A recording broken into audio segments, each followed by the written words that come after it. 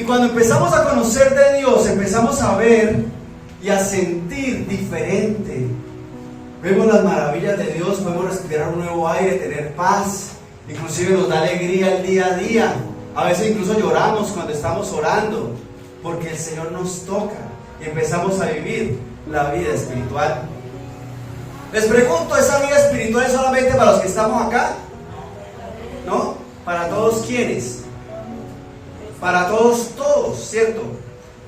Piensa en su familia, en sus padres, sus tíos, sus abuelos, sus hermanos, sus primos, las parejas de ellos, los hijos de ellos. A veces ni los nombres los saben uno de todos, pero piensa en todos ellos. ¿Quiénes de ellos ya están viviendo la vida espiritual? ¿Quiénes de ellos ya están en la vida espiritual? ¿Quiénes realmente están firmes con el Señor? ¿Cuántos de ellos? ¿O cuántos faltan? O piensa en su casa, en su cuadra, en el edificio donde usted vive, en el conjunto donde vive, en el barrio donde vive. ¿Cuánta gente falta por vivir la vida espiritual? Piensa en usted mismo, ¿cuántos años le costó empezar a vivir la vida espiritual? O si todavía le está costando, si todavía estamos en ese proceso. Porque yo puedo ir a la iglesia y me siento bien en la iglesia y las alabanzas y todo me gusta y la enseñanza tan bonita, pero realmente estamos viviendo una vida espiritual, realmente hemos abierto los ojos espirituales. Y para ello es necesario que nosotros hagamos una obra. ¿Cuál obra es? Predicar, llevar el mensaje de parte de Dios a toda esa lista que acabamos de hacer mentalmente. Pero si usted cogiera una hojita y empezara a escribir a todos ellos, no se sabe el nombre del hijo del primo del tercero, entonces se pone el hijo mayor del primo tercero, tiene 4 hijos, el segundo, el tercero. Luego se averigua así discretamente los nombres, porque qué pena, ¿no? ¿Cómo es el mayor? ¿Cómo es que se llama? Ah, sí. Actualiza la agenda de cuánta gente es necesario llevar el mensaje de parte de Dios. Y vamos a buscar en nuestras Biblias el Evangelio de Lucas, capítulo 10. Y vamos a leer del verso 17 al 20. Volvieron los 70 con gozo, diciendo: Señor, aún los demonios se nos sujetan en tu nombre. Y les dijo: yo veía a Satanás caer del cielo como un rayo. He aquí, yo os doy potestad de hollar serpientes y escorpiones, y sobre toda fuerza del enemigo, y nada os dañará.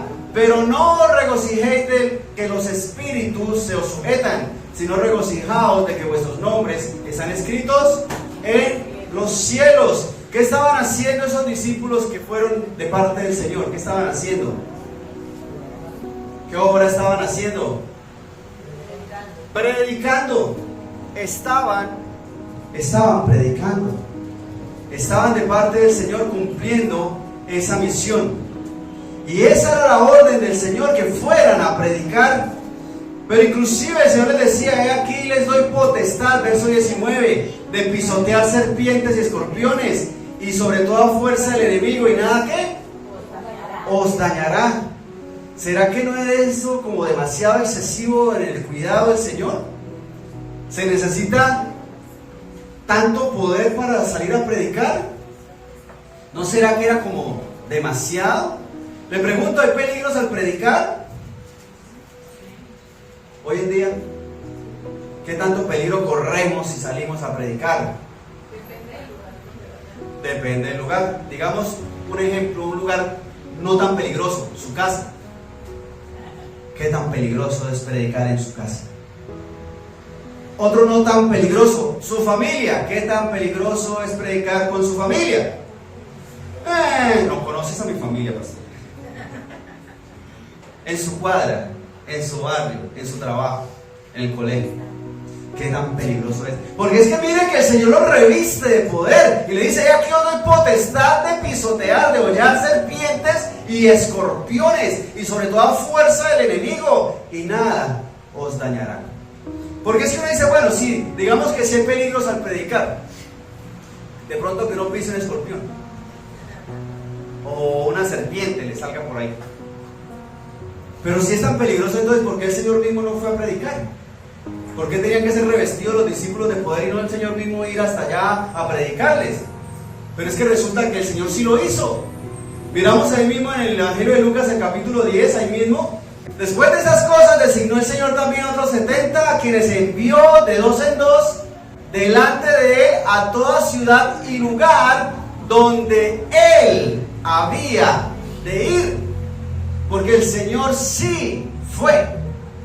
Él envía a sus discípulos, a este grupo, de 2 en 2, para que prepararan el lugar, para que fueran e hicieran parte de la obra, porque el Señor mismo iba a ir. Y les decía, verso 2, la mies a la verdad es mucha, mas los obreros, ¿cuántos? Pocos. Por tanto, rogad al Señor de la mies que envíe obreros a su mies. Verso 3, id, he aquí, yo os envío como corderos en medio de lobos. Tremendo, el Señor les está mostrando que sí necesitan ir empoderados de parte de Dios para hacer la obra de ir a predicar. Inclusive les habla este ejemplo como corderos en medio de lobos. ¿Conoce usted un lobo? ¿Conoce un cordero? ¿Conoce la relación entre esos dos? ¿Quién corre peligro, el lobo o el cordero? ¿Mucho peligro o poquito peligro? Mucho peligro. Pero miren que el Señor mismo sí iba a los lugares. Entonces, si el Señor iba a ir a predicar, pues ¿para qué mandaba a los demás? Que vayan directamente, si la situación va a estar peligrosa, si va a estar difícil. Le pregunto, ¿a cuántos lugares fue Jesús a predicar? A muchos, a muchos. Yo le diría, ¿por qué el Señor entonces no nació en esta época donde podía ir en bus a las diferentes ciudades y en avión a los diferentes países? Y nos ahorrábamos todo ese proceso. Porque el Señor fue a muchas ciudades y le tocaba en qué medio de transporte. También recorriendo las ciudades, enfrentando muchos peligros. Muchos peligros. Inclusive se le apareció a Saulo de Tarso. ¿Quién es Saulo de Tarso? Ahora lo conocemos como Pablo, el apóstol Pablo. El Señor le cambió el nombre. Se le apareció y él se cayó del caballo y le dijo: Saulo, Saulo, ¿por qué me persigues? Hasta ahí también el Señor, ¿qué estaba haciendo ahí? Predicando. ¿A quién estaba predicando en ese momento? A Pablo. Tremendo, hermanos. ¿Y será que le predicó a alguien más? 1 Corintios capítulo 15. Vamos a leer del verso 3 en adelante. Porque el Señor estaba predicando. Y todo su ministerio, desde que fue bautizado y empezó el ministerio después de ayunar 40 días y 40 noches, comienza a predicar. Y le predicaba al uno y al otro y al otro, y a algunos les gustaba, pero a algunos otros no les gustaba ya mucho. Y a los líderes religiosos no les gustaba ni poquito. ¿Y qué pasó con Jesús? Cuando lo atraparon, ¿qué le hicieron? Un juicio totalmente justo, ¿cierto? ¿O no? ¿A qué sentenciaron a Jesús? A morir en la cruz. Pero aún así seguía predicando. Y Jesús muere y es sepultado y resucita el tercer día. Pero mire lo que pasa, verso 3. Porque primeramente os he enseñado lo que asimismo recibí, que Cristo murió por nuestros pecados conforme a las Escrituras. Verso 4. Y que fue sepultado y que resucitó al tercer día conforme a las Escrituras. Y que apareció a Cefas y después a los 12. Después apareció a más de ¿cuántos? 500 hermanos a la vez, de los cuales muchos viven aún y otros ya duermen. ¿Esos duermen es que están qué? Yo supongo que ya todos ya murieron. Pero en el momento de la redacción de este pasaje, de esos 500, algunos todavía estaban con vida para testificar que el Señor Jesús predicó todo el tiempo, fue crucificado, resucita y aún así continúa. El Señor estaba haciendo aún la obra. Y es que Dios siempre ha sido el más interesado en la predicación. Porque uno puede decir, ¿por qué debo predicar yo? Que predique el pastor. Entonces el pastor podría decir, ¿por qué debo predicar yo? Que predique Dios mismo. Pero es que miremos que siempre ha sido así. Libro de Génesis, capítulo 3. Y vamos a buscar el verso 8. Y oyeron la voz de Jehová Dios que se paseaba en el huerto al aire del día. Y el hombre y su mujer, ¿qué hicieron? Se escondieron de la presencia de Jehová Dios entre los árboles del huerto. Mas Jehová Dios llamó al hombre y le dijo, ¿dónde estás tú? Y él respondió, oí tu voz en el huerto y tuve miedo porque estaba desnudo y me escondí. Le pregunto, ¿quién pecó? ¿Dios o el hombre? ¿Quién buscó la solución? ¿Dios o el hombre? Dios.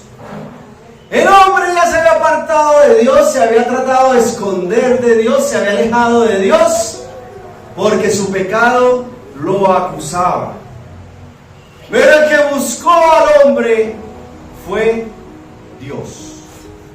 Podríamos decir que Dios estaba en ese momento predicando, porque el hombre estaba alejándose de Dios, mas Dios estaba acercando. Pero miremos más adelante qué más pasa. Libro de Éxodo, capítulo 20. Y vamos a leer el verso 18 al 21. Todo el pueblo observaba el estruendo y los relámpagos, y el sonido de la bocina, y el monte que humeaba. Y viéndolo el pueblo, ¿qué hicieron? Temblaron y se pusieron ¿dónde? Lejos. Y dijeron a Moisés, habla tú con nosotros, ¿y nosotros qué? Oiremos, pero no hable Dios con nosotros, para que no muramos. Moisés respondió al pueblo, no temáis, porque para probaros vino Dios, y para que su temor esté delante de vosotros, para que no pequéis. Entonces el pueblo estuvo ¿dónde? A lo lejos. Y Moisés se acercó a la oscuridad en la cual estaba Dios. ¿Qué estaba pasando ahí? ¿Dónde estamos? ¿En qué momento histórico estamos? ¿Qué libro es? Éxodo. ¿Dónde estaba entonces el pueblo? En el Éxodo. Muy bien. En el desierto. ¿Quién iba guiando al pueblo en el desierto? Moisés. ¿Y qué sucede? Dios convoca al pueblo para darles las instrucciones. ¿Pero qué dijo el pueblo? Uy, sí, vamos a hablar con Dios, vamos a oírle. ¿Sí? No. ¿Qué dijeron? Que no. Uy, no. Moisés, mejor vaya usted, mi hijo, no se preocupe. Vaya usted, nosotros lo respaldamos aquí desde lejitos, que es como más seguro. Aquí. Vaya, Moisés. Tremendo. El pueblo pidió que Dios no le hablara. Tremendo, ¿no? Y Dios era quien los había convocado. Y Moisés le dice, no, fresco, o sea, es buenísimo, vamos. Lo que pasa es que usted se asusta es porque Dios nos está probando para que no pequemos, pero vale la pena ir, vamos. Sí, Moisés, muy chévere, pero vaya usted, que Dios no nos sabe. Con que estemos aquí lejos ya es suficiente. El pueblo pidió que Dios no les hablara. Pero miremos más adelante. Primera de Samuel, capítulo 8, verso 4.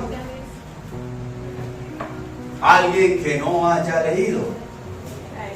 Faltan bastantes voces. Primera de Samuel, capítulo 8, verso 4 en adelante. Entonces todos los ancianos de Israel se juntaron y vinieron a Ramá para ver a Samuel. Y le dijeron, he aquí tú has envejecido y tus hijos no andan en tus caminos. Por tanto, constitúyenos ahora ¿qué? Un rey que nos juzgue. ¿Cómo qué? Como tienen todas las naciones. ¿Quién era Samuel? Un profeta. ¿Qué hace un profeta? Profetizar. Excelente. ¿Qué función cumplía? Recuerden que el pueblo le dijo a Moisés, Moisés, que Dios ¿qué? No nos hable, sino que le hable a usted. Y nosotros lo escuchamos a usted, pero que Dios no nos hable. Entonces Dios constituye a los profetas. Y elige a alguien y le dice, mire, vaya y le dice a fulanito o a este pueblo, hay que hacer esto y esto. Esos son los profetas. Y Samuel es uno de ellos. Pero el pueblo le dice a Samuel, profetas, no, eso como que no está de moda. Lo de moda en las demás naciones es tener ¿qué? Rey. Y le piden a Samuel que nos constituya un rey, para que sea un rey el que dé las órdenes, las instrucciones, no Samuel. ¿Y Samuel de parte de quién hablaba? De parte de Dios.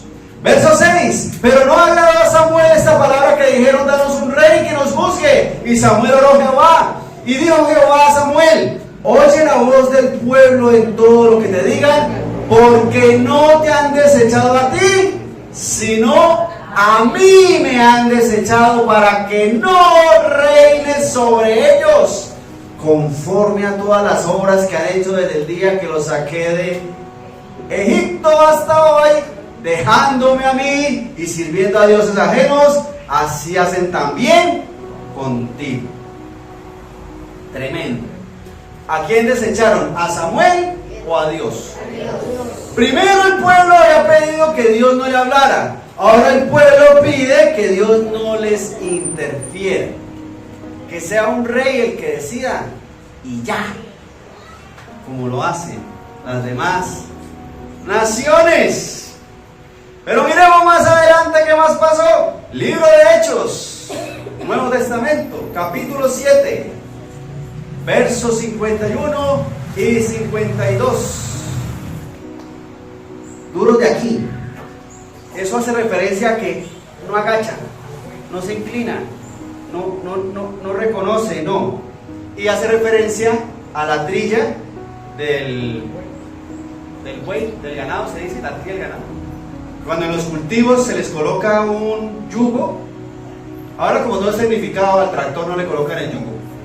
Pero cuando es tracción animal, se le coloca algo aquí. Y para moverlo por un lado, ese cuello no dobla. Se parece como cuando uno cambia almohada. Duros de cerviz. Duros de cerviz e incircuncisos de corazón y de oídos. Vosotros resistís siempre al Espíritu Santo como vuestros padres, así también vosotros. Ese como vuestros padres hace referencia a sus antepasados todos. ¿A cuál de los profetas no persiguieron vuestros padres? Y mataron a los que anunciaron de antemano la venida del justo, de quien vosotros ahora habéis sido entregadores y matadores. Y aquí está hablando Esteban, en otro juicio de esos justos que suele suceder, contando que a los profetas ¿qué les pasaba? Los mataban. ¿Y de parte de quién hablaba el profeta? De parte de Dios. Y aún así los líderes mataban a los profetas. Como peligroso, profesión peligrosa. Y aún habiendo reyes, siguieron habiendo profetas, porque Dios necesitaba, buscaba comunicarse con el pueblo. Dios era el más interesado en la predicación, pero a los mismos profetas los mataron. Pero aquí Esteban está hablando, estamos en el libro de Hechos, después de la muerte de ¿quién? Esteban. Antes, porque está hablando de Esteban. Cristo. De Cristo. A Jesús mismo. Lo mataron. O se murió en un accidente. Ni siquiera lo hicieron parecer un accidente. Lo mataron a propósito. ¿Por qué? Porque estaba haciendo ¿qué? Predicando. Y Esteban sabía que ahí también le figuraba a él. Él le sacó la lista de cositas y le dijo: epa, porque ustedes están matando a los profetas. Y a Jesús mismo, que vino a predicar, también lo mataron. Faltó decirle: ahí sigo yo, pero no lo dijo. Pero usted lee el pasaje y Esteban les explica todo el proceso, cómo ha sido. Y cómo el pueblo se ha venido alejando de Dios. El pueblo mataba a los que Dios enviaba. Entonces le pregunto, cuando Jesús envía a sus discípulos, ¿estaba como peligroso el asunto? Sí, ¿cierto? Entonces uno se podría preguntar, bueno, si el asunto es como tan peligroso, ¿por qué Dios no predica personalmente? Evangelio de Juan, capítulo 16, versos 7 en adelante. ¿Por qué uno podría decir, Dios debería aparecerse a cada uno y decirle, Daniel, soy Dios, arrepiéntete? Y yo creo que la mayoría se convertirían. Evangelio de Juan, capítulo 16, verso 7. Pero yo os digo la verdad, os conviene, aquí está hablando Jesús, os conviene que yo me vaya, porque si no me fuera, el Consolador no vendría a vosotros. Este término es paracletos, el que acompaña, el que guía, el que consuela. Mas si me fuere, os lo enviaré. Y cuando Él venga, convencerá al mundo de pecado, de justicia y de juicio. De pecado por cuanto no creen en mí, de justicia por cuanto voy al Padre y no me veréis más, y de juicio por cuanto el príncipe de este mundo ha sido ya juzgado. Aún tengo muchas cosas que deciros, pero ahora no las podéis ¿qué? Sobrellevar. Pero cuando venga el Espíritu de verdad, Él os guiará a toda verdad, porque no hablará por su propia cuenta, sino que hablará todo lo que oyere y os hará saber las cosas que habrán de venir. ¿De quién está hablando ahí Jesús? ¿Que debería venir quién? El Espíritu Santo. Porque ¿quién es el que lo convence a uno de pecado, de justicia y de juicio? El Espíritu Santo. Es el Espíritu Santo el que hace la obra redentora en nosotros, el que nos convence, nos hace ver, nos permite ver, nos revela que hemos pecado, que hemos fallado, que nos hemos equivocado una vez en la vida, muchas veces, que nos hemos equivocado y nos hemos vuelto a equivocar y sacamos una pata y metemos la otra. Y el Espíritu Santo nos revela eso, pero también nos revela ¿qué? Justicia. ¿Cuál justicia? ¿La justicia de quién? Divina. La justicia divina, la justicia de Dios. Porque aunque nosotros fuimos los que pecamos, ¿quién pagó el precio? Dios. Jesús. Porque la paga del pecado es ¿qué? Entonces, ¿por qué está vivo si usted pecó?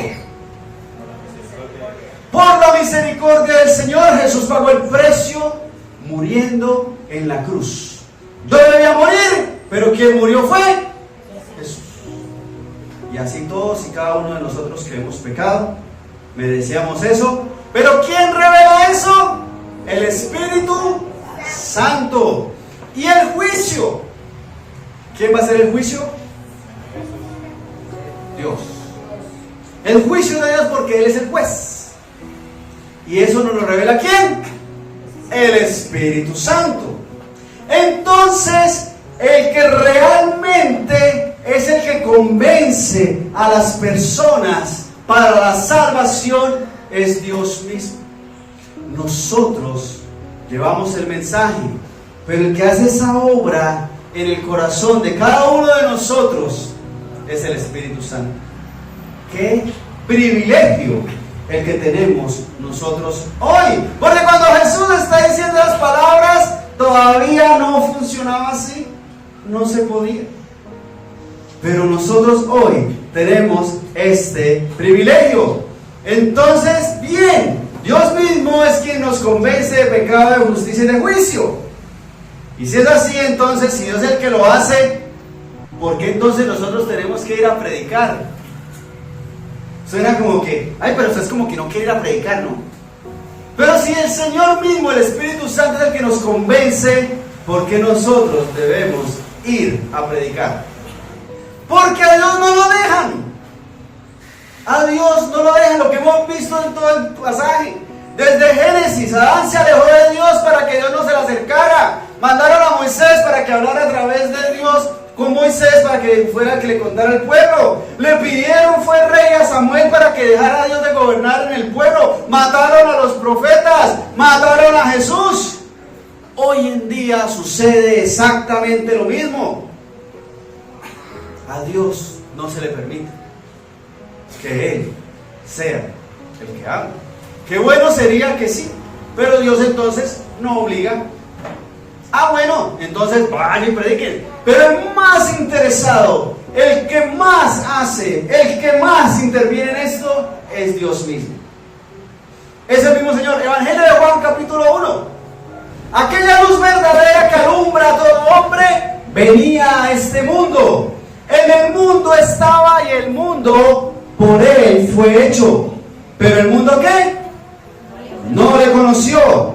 A los suyos vino y los suyos ¿qué? No le recibieron. Mas a todos los que le recibieron, a los que creen en su nombre, les dio potestad de ser hechos hijos de Dios. Esa luz verdadera, ¿a quién se refiere? ¿Quién fue el que vino a los suyos y los suyos no le recibieron? ¿Quién fue? Jesús. Tremendo todo el proceso.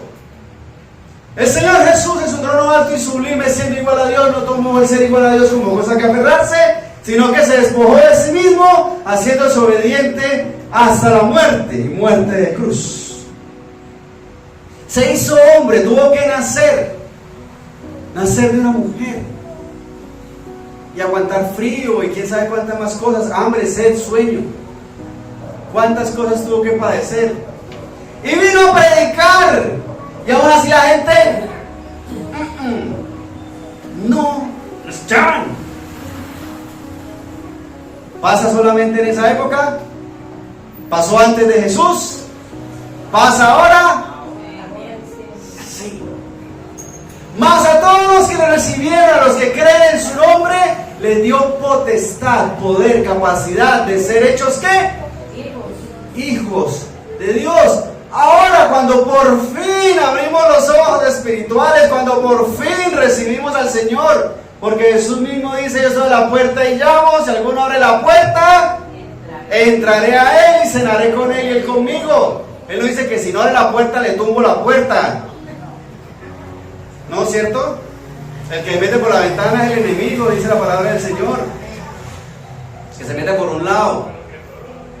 Mas el Señor es caballero.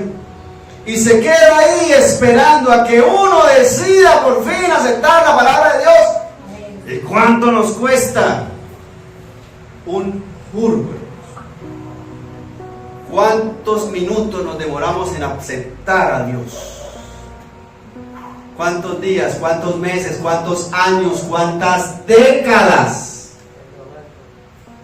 La gente predicando y enseñando y mostrando. Y uno, duro, como una piedra. Ay, sí, muy bonito. Y tan pronto se va, borrando, mensaje, chao.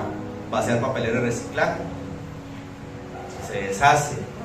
¿Por qué? Porque no aceptamos, porque no dejamos que Dios actúe en nosotros. Por eso nosotros debemos predicar. Varias razones. Una, no ser egoístas, en gratitud a lo que el Señor ha hecho con nosotros, nosotros debemos predicar.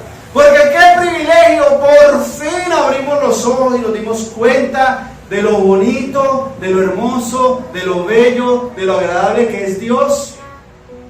¿Cómo será que los primeros 3 frutos que habla el Espíritu Santo es amor, gozo, paz? Con eso uno queda hecho. Igual uno quiere más, pero hay más. Pero con ese poquito ya era suficiente. El agradecimiento a ese privilegio de ser hechos hijos de Dios. No dice esclavos de Dios, o dice esclavos de Dios. No, ¿por qué? Porque aún así nos deja elegir. Dios podría implantarnos un chip en la frente y uno sencillamente hacía automáticamente lo que Dios dijera. ¿O no podía? ¿Será que no tiene la tecnología de Dios para eso? Dios puede, pero Él nos deja elegir. Entonces, en gratitud a eso, nosotros también debemos predicar. Porque si yo estoy orando por ella, si yo estoy orando por él, y ¿Y para predicarle? No, pero yo estoy orando por él y ayunando. ¿Hay que orar y ayunar por los demás? Sí, pero ¿es suficiente? No. Venir a la iglesia y escuchar la palabra. ¿Congregarse a escuchar la palabra es suficiente? No. ¿Hay que ir a qué? A predicar. Hay que ir a predicar. Hay que salir. Y además hay que ser obedientes. Mateo capítulo 5, verso 9 en adelante. Si hay que congregarse, si hay que orar, si hay que ayunar, si hay que estudiar la palabra, ¿qué más? ¿Qué más dijeron por allá? No escuché. Hay que hacer todo eso. Pero hay que además ir a predicar. Mateo capítulo 5, verso 9 en adelante, yo les leo, dice: bienaventurados los pacificadores, porque ellos serán llamados ¿qué? Hijos de Dios. Pacificador, el que busca la paz, el que hace la paz, el que siembra la paz. Verso 10: bienaventurados los que padecen persecución por causa de la justicia, porque de ellos es el reino de los cielos. Porque cuando uno va a la iglesia le dicen: ay, entra a la iglesia, pero si hoy es domingo, es día de sancocho. Va para la iglesia, pero si hoy es domingo hay que hacer aseo. Otra vez a la iglesia, usted la pasa metido allá. Y va el domingo nomás. Se la pasa metido allá. O va el domingo, ¿cuánto dura el servicio? 1:30. Y va el miércoles, ¿que dura cuánto? 1 hora. Va 2 horas y media a la semana, y eso es que se la pasa metido. ¿No nos señalan por eso? No, yo voy al festivo, al paseo. No, es que la rico es directa. Nos señalan, nos acusan, pero usted ahora no toma, ahora no fuma. Es aburrido. ¿No nos señalan por eso? Pero ¿qué dice el Señor? Verso 11: bienaventurados sois cuando por mi causa os vituperen y os persigan y digan toda clase de mal contra vosotros mintiendo. Gozaos y alegraos, porque vuestro galardón es grande. ¿Dónde? En los cielos, porque así persiguieron a los profetas que fueron antes de vosotros. ¿Así persiguieron a los profetas? A los profetas les fue peor. A nosotros nos tocó facilito. Inclusive, gloria a Dios por la ciudad y el país donde estamos, porque hay ciudades y hay países donde predicar sí se pone peligrosito. ¿Y sí? Y el Señor lo sabe. Pero ¿cómo? Morir en Cristo es... ¡Exacto! Pero el Señor nos dice que si nos pasa eso, no se preocupe, porque el galardón es grande en los cielos. Y si uno dice, si Dios mismo dice grande, ¿qué tan grande será? Porque uno dice grande, pues tengo un problema grandísimo, grandísimo, ni siquiera grande, grandísimo. ¿Y para Dios es grande? Resuelto.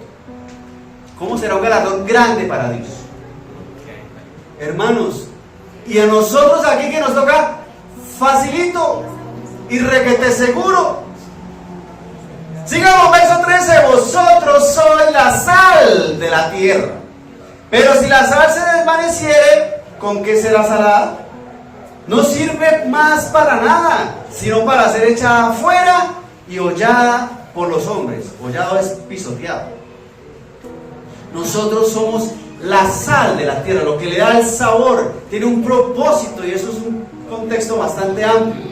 Pero sigamos, verso 14: vosotros sois ¿qué? La luz del mundo. Una ciudad sentada sobre un monte no se puede esconder, ni se enciende una luz y se pone debajo de un almud. Un almud es un cajón de madera, sino sobre el candelero, y alumbra a todos los que están en casa. Así alumbre vuestra luz delante de los hombres, para que vean vuestras buenas obras y glorifiquen a vuestro Padre que está en los cielos. Nos corresponde a nosotros, porque viene diciembre con su alegría y uno se reúne con la familia porque hay que ir a visitar a la nona y todo lo demás, y está toda la familia y uno está aquí en un rincón, ojalá no me vean, donde habrá un almud para esconderme. Debemos ser ¿qué? Luz. Mostrar las cosas bonitas que Dios ha hecho en nosotros. Mire, les cuento algo. Dios, esto y esto. Uy, yo tenía unos problemas así, ya está, pero resulta que Dios ha hecho esta obra en mí. Uy, no, esos problemas tan terribles, pero yo tengo una paz en Dios. Dios me ha dado tanto amor que mi corazón está lleno para amar a todo el mundo. Tengo tanto gozo, y no le cortaron la luz, tengo tanto gozo. Nosotros somos la luz del mundo, no hay que se la corten, para que sea buen testimonio. Nosotros debemos ser el reflejo del amor de Dios. Ese es el llamado de Dios. Para terminar, Mateo 28, 19 y 20, un versículo que no sabemos. Por tanto, id y haced discípulos a todas las naciones. Y para ser discípulos habrá que predicar, habrá que hablar, o usted ora por tal persona y esa persona automáticamente se autodiscipula. ¿Sí funciona así? No. Y de hacer discípulos a todas las naciones, bautizándolos en el nombre del Padre y del Hijo y del Espíritu Santo, e enseñándoles que guarden todas las cosas que os he mandado. Y he aquí yo estoy con vosotros todos los días hasta el fin del mundo. Amén. Debemos ser obedientes, hermanos, y hacerlo. Sí, siga orando. Ore por su familiar y ore por usted mismo, porque en el momento en que se lo encuentre tenga la certeza que es usted el que debe abrir la boca, el que debe enseñar de parte de Dios. Sin miedo. Si va por allá a un país de Oriente, Afganistán y eso, prepárese más. Aquí en Colombia, el único problema es que lo miren más. Y ya.